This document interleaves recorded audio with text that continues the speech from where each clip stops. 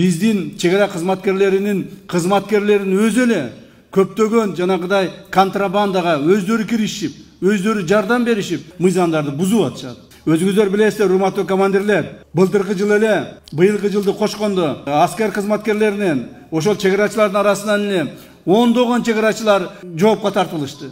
Ондогон чегарачылар кызматтан кетти. Себеби сиздер өзүңүздөр ошо контрабандисттерге кошулуп алып, ошол мамлекетке зыянкечтерге кошулуп алып туруп, алар менен мындай орусча айтканда сращивались. Эми андай болбош керек. Мына ушуну кулагыңарга түйүп алгылагы. Эгерде ошондой боло бере турган болсо, биз чараны колдоно беребиз.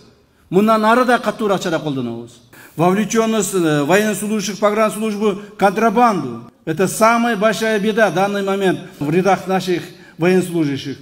Поэтому, уважаемые командиры, я вам еще раз напоминаю, что вы также совместно со своими подчиненными будете наказаны в случае нарушения уставов, законов, особенно при охране государственной границы.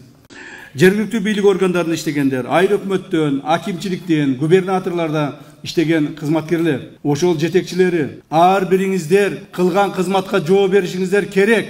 Мурдагыдай жөн эле кызматты ээлеп олтуруп, 1 жыл, 2 жыл олтуруп, дагы жылып кетемин, же ошо олтурган жерде мен өзүнүн жеке кызыкчылыгын чечемин деген максаттардан алыс болушуңар керек. Кызматка келдиңби? 1 күн иштейсиңби? 10 күн иштейсиңби? 2 жыл, 3 жыл иштейсиңби? Колдон келишинче берилгендик менен мамлекеттик кызмат кылып коюш керек.